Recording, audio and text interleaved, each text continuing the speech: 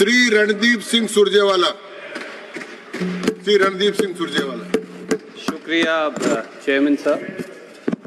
Sir, संविधान के 75 वर्षों की बात करें तो उसके लिए सबसे पहले जानना ये जरूरी है कि संविधान है क्या। क्या संविधान एक किताब का नाम है? क्या संविधान पूजा जाने वाला एक ग्रंथ है?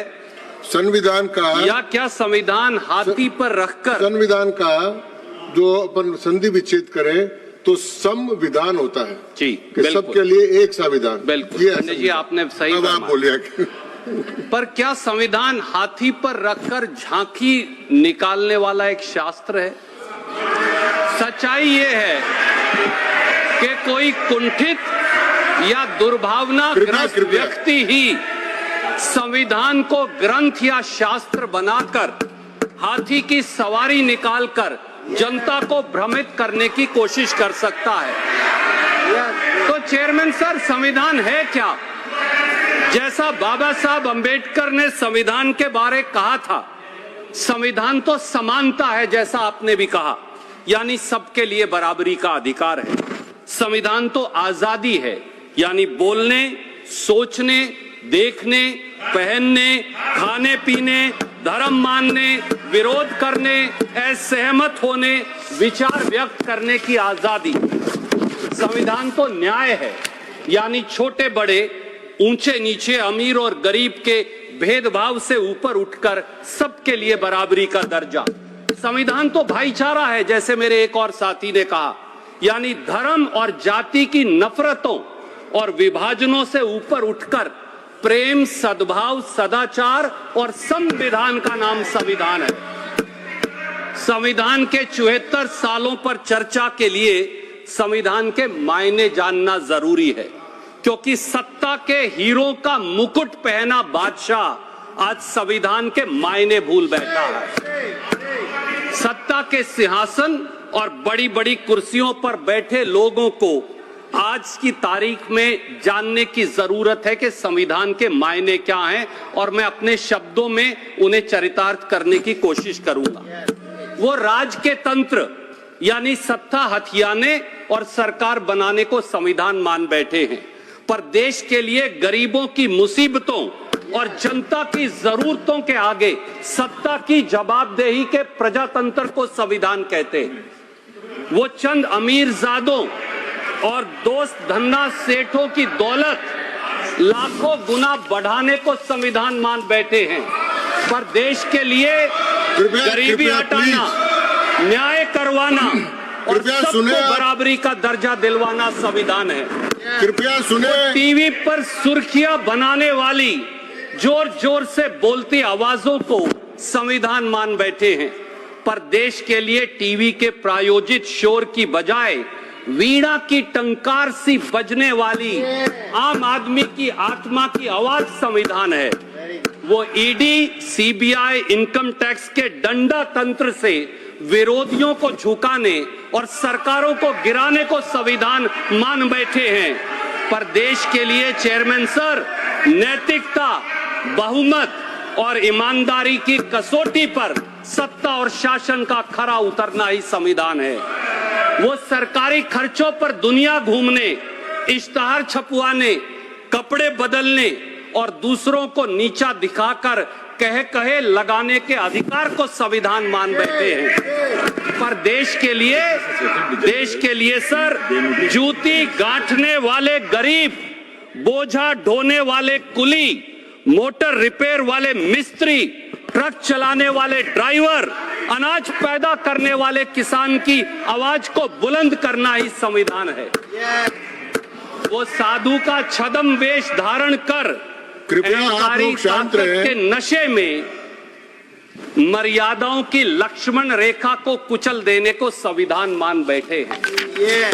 पर सर, देश के लिए तो पक्षी राज जटायु की तरह न्याय व कर्तव्य के बोध के लिए कुर्बानी देना ही संविधान है। आजकल संविधान के नाम पर बड़े बड़े लोगों द्वारा भारतीय राष्ट्रीय कांग्रेस को गाली देना और लांछन लगाना फैशनेबल हो गया है।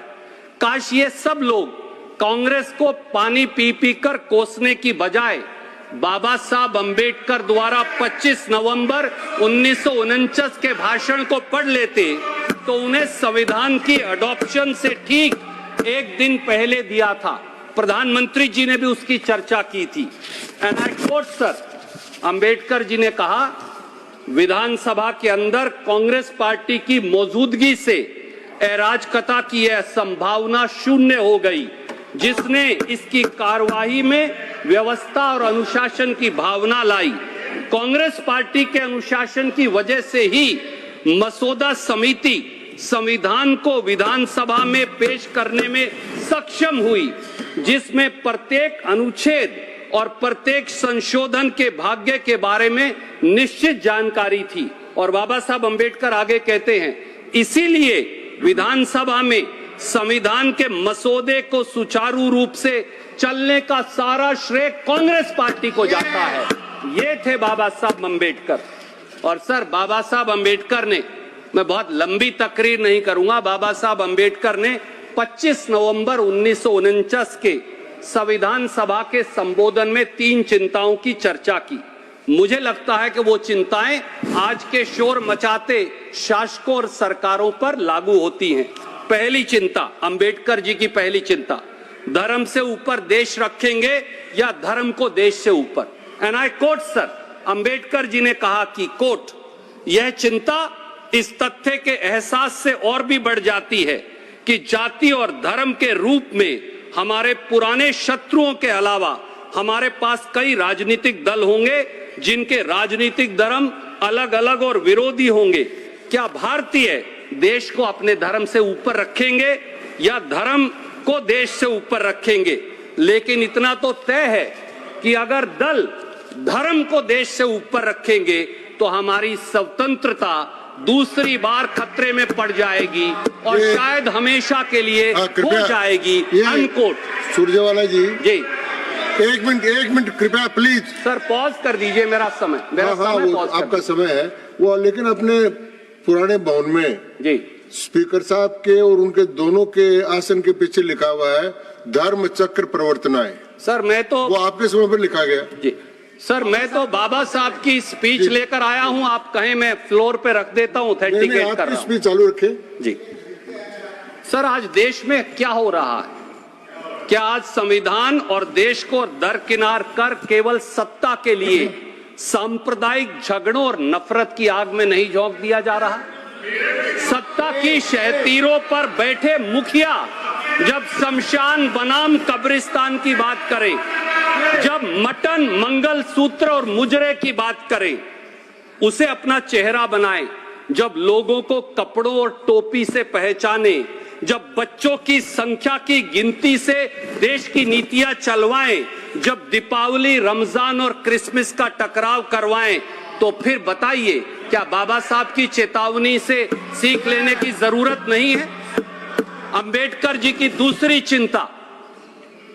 चिंता थी सर, राजनीति में भक्ति या नायक पूजा निश्चित रूप से पतन और तानाशाही का मार्ग है।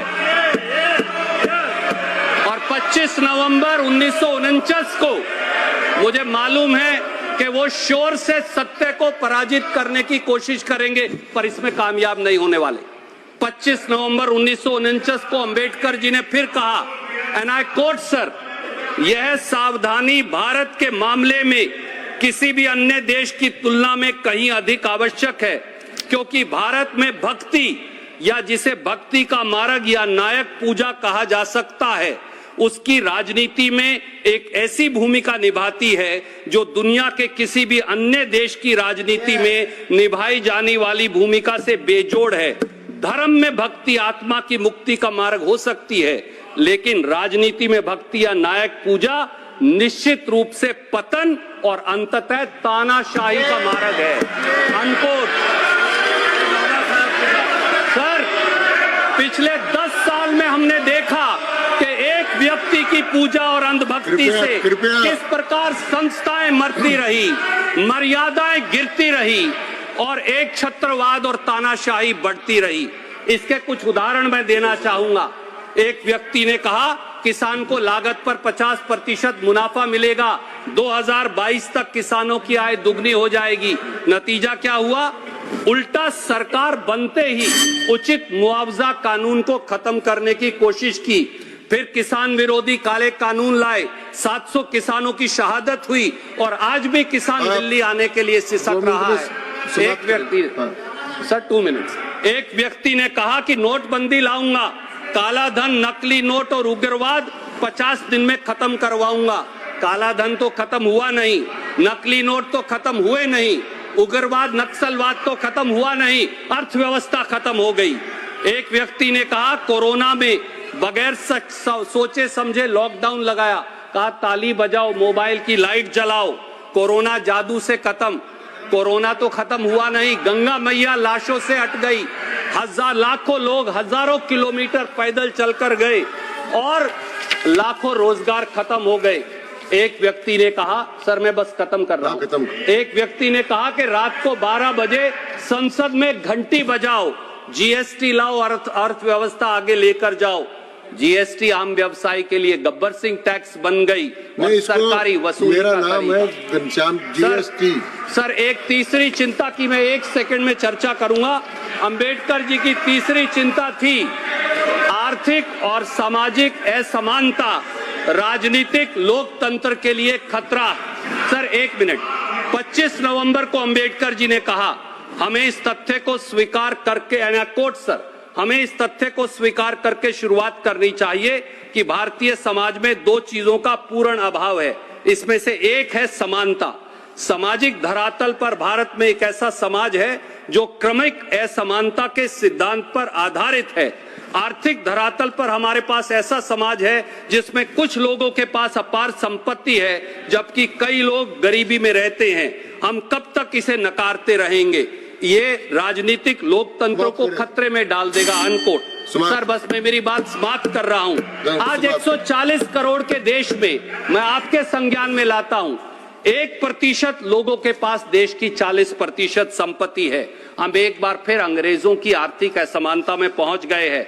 किसान तो 27 रुपया प्रतिदिन कमाता है, इनके उद्योगपति मित्र 1600 करोड़ प्रतिदिन कमाते हैं और हजारों करोड़ का घोटाला करते हैं।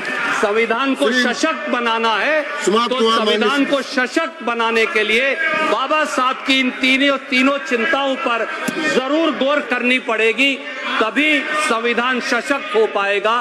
क्योंकि लोग भी कह रहे हैं कि श्री मुजीबुल्लाह खान, संविधान हमारा नहीं चलेगा। धन्यवाद। श्री मुजीबुल्लाह खान, अध्यक्ष महोदय, 5 मिनट।